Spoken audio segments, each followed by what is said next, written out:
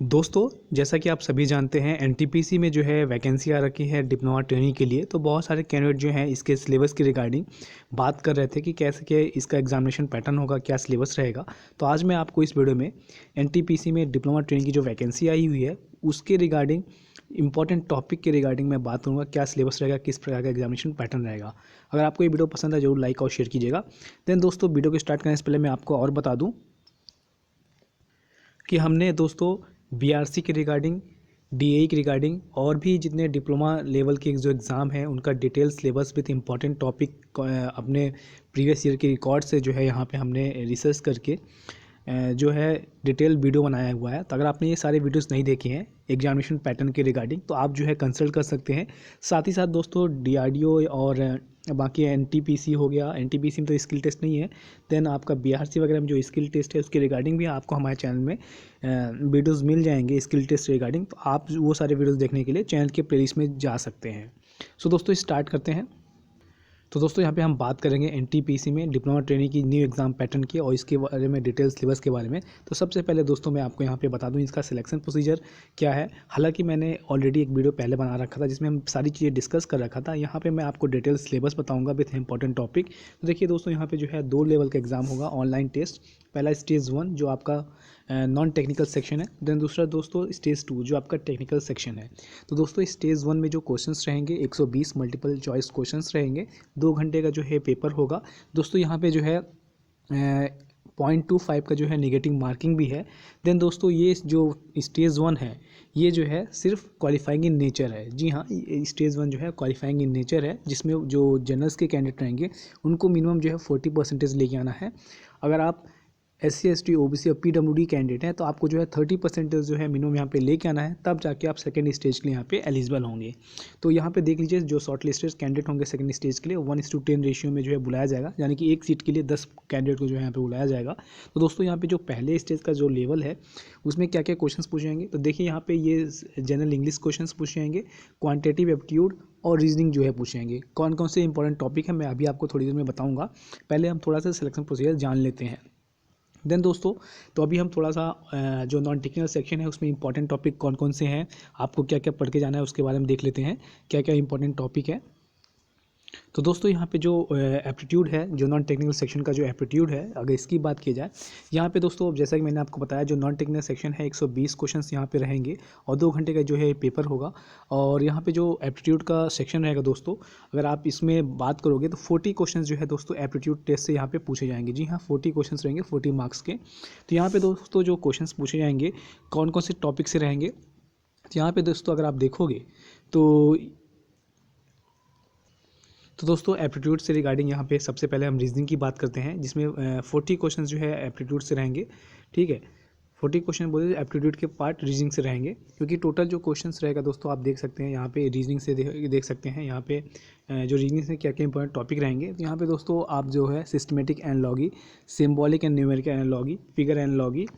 Then यहाँ पे दोस्तों जो सिंबॉलिक नंबर एंड क्लासिफिकेशंस आते हैं, जैसे कि दोस्तों मान लीजिए एक क्वेश्चंस मैं आपको करके दिखा देता हूँ या फिर एक टाइप बता देता हूँ।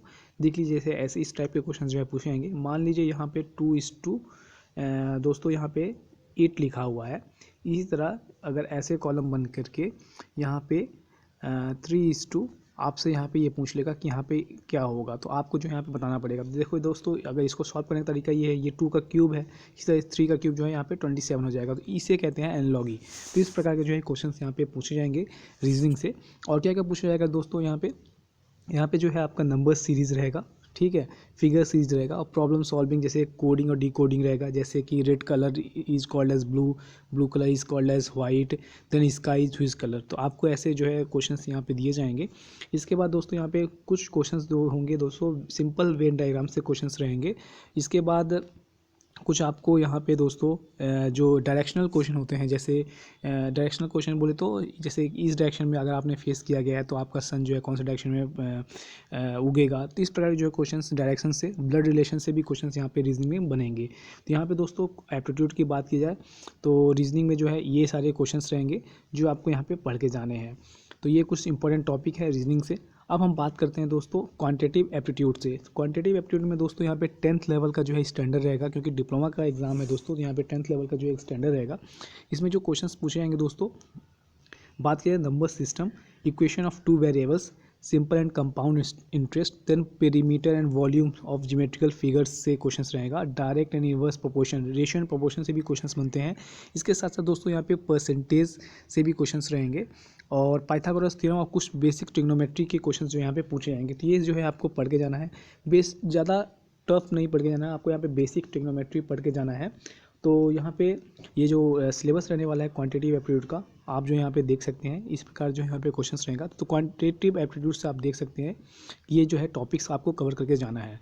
तो एक बार मैं फिर से बता दूँ आपको, अर्थमेटिक मैथ, जिसमें दोस्तों number system, equations of two variables, compound interest, perimeter, volume and geometrical figures.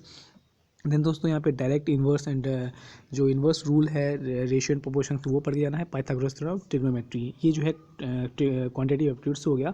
अब बढ़ते हैं अगले इंग्लिश लैंग्वेज से।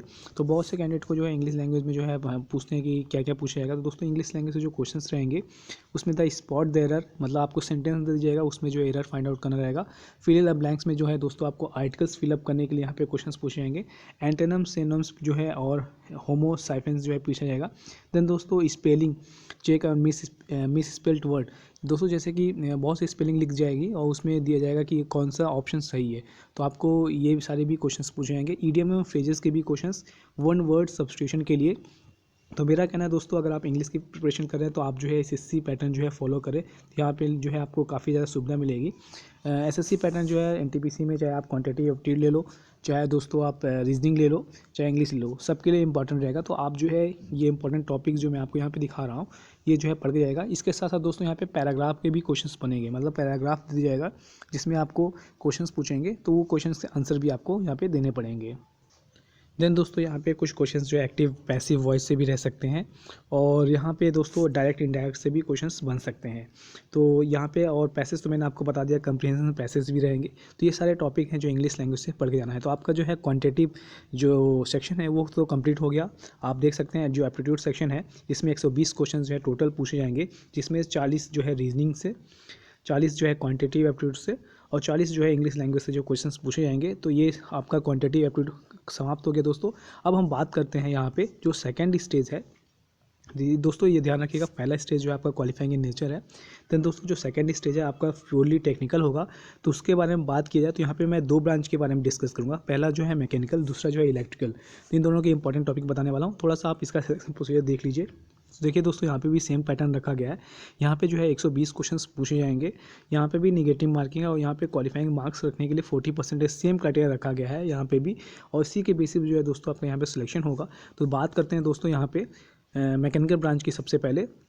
तो जो मैकेनिकल ब्रांच का जो सिलेबस रहने वाला है दोस्तों, क्या क्या इंपॉर्टेंट टॉपिक रहेगा, मैं आपको यहाँ पे सारे टॉपिक आप देख रहे हैं यहाँ पे, कुछ इंपॉर्टेंट टॉपिक मैं आपको बता देता हूँ जिसको आपको पढ़ के जाना है अगर आप यहाँ पे सिलेक्शन लेना चाहते हो। तो यहाँ पे दोस्तों अगर आप देखोगे न्यूमेटिक एंड हाइड्रोलिक मशीन से जो है क्वेश्चंस पूछे जाते हैं।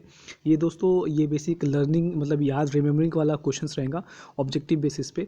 तो आपको यहाँ पे ये जो टॉपिक दिख रहा है, जैसे कि मैं एक बार टॉपिक का नाम बोल दे रहा हूँ दोस्तों, और इसके बाद मैं बताऊँगा कौन से टॉपिक में जो है ज़्यादा आपको प्रेफरेंस देना है।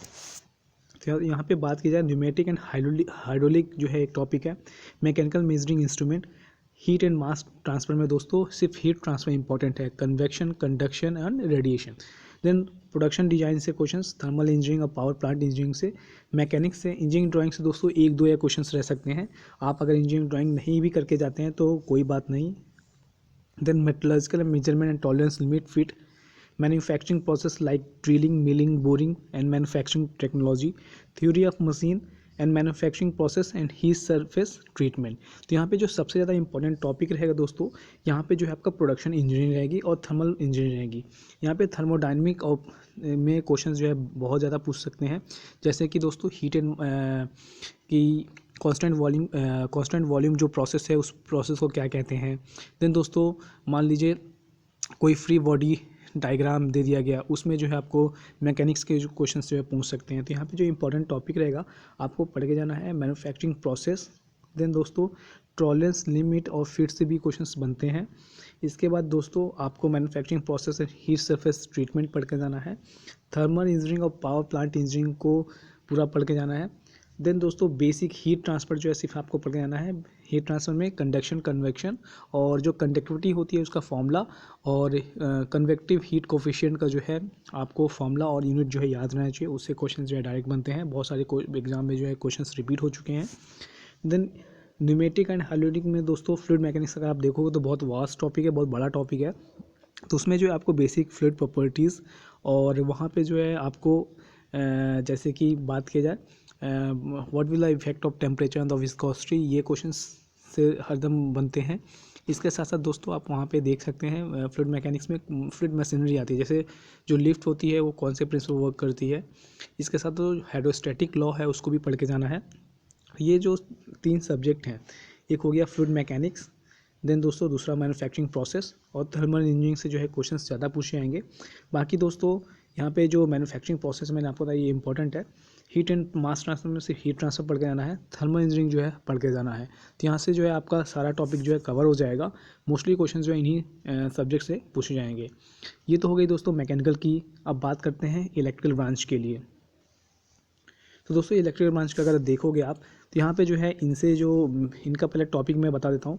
DC machine and AC machine and transformer, electrical engineering material, network theory, analog theory, power electronic drives, control system, circuit theory, electrical measurement and measuring, digital electronic instrument. Then दोस्तों यहाँ पे electrical basics, microprocessors, generation, transmission and distribution. तो दोस्तों इनका जो main important topic है generation, transmission and distribution of electrical power, ये बहुत ही ज़्यादा इंपॉर्टेंट है।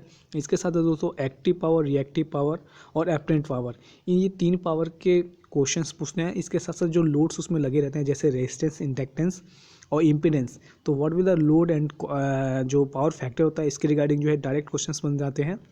देन दोस्तों ट्रांसफार्मर से जो है काफ़ी ज़्यादा क्वेश्चंस यहाँ पे पूछे जाते हैं। इलेक्ट्रिकल बेसिक्स से भी क्वेश्चंस यहाँ पे बनते हैं। तो आपको यहाँ पे generation, transmission, distribution, power, then यहाँ पे DC machines, AC machine and transformer जो है आपको पढ़ के जाना है। तो ये जो चैप्टर है इसको आप पूरा लगा के जाइए। और मोस्टली यहाँ पे जो क्वेश्चंस होंगे दोस्तों आपके वो थ्योरेटिकल बेसिस पे होंगे। 1-2 क्वेश्चंस ऐसे होंगे जिसमें न्यूमेरिकल क्वेश्चंस पूछ लें, तो आपको जो है यहाँ पे थ्योरेटिकल पे ज़्यादा फोकस करना है। अगर आप कर सकते हो तो न्यूमेरिकल भी कर लो, कोई बात नहीं, बहुत आसानी से आप जो है कर सकते हो। तो ये कुछ इंपॉर्टेंट टॉपिक है यहाँ से। तो आशा करता हूँ दोस्तों आपको ये इन्फॉर्मेशन और ये वीडियो जो है काफ़ी ज़्यादा हेल्पफुल रहेगा आपके एग्ज़ाम के लिए। तो इसी के साथ हम विदा लेते हैं, फिर मिलते हैं नए वीडियो के साथ, नई इन्फॉर्मेशन के साथ। तब से के लिए मैं दोस्तों आपको बता दूं, आपको हमारे चैनल में और भी बहुत सारी वैकेंसीज़ मिलती हैं। इसके साथ साथ दोस्तों आपको जो है हमने अभी हाल में ही देखोगे अगर आप, तो हमने बीआरसी एंड पीसीएल का डिटेल सिलेबस जो है डिस्कस कर रखा है। तो आप जो है अगर वो वीडियो नहीं देखें तो ज़रूर देखिए, आप लोगों के लिए काफ़ी ज़्यादा हेल्पफुल रहेंगे। तो मिलते हैं फिर नए वीडियो के साथ, नई इन्फॉर्मेशन के साथ। आज के लिए बस इतना ही। Thanks for watching and listening.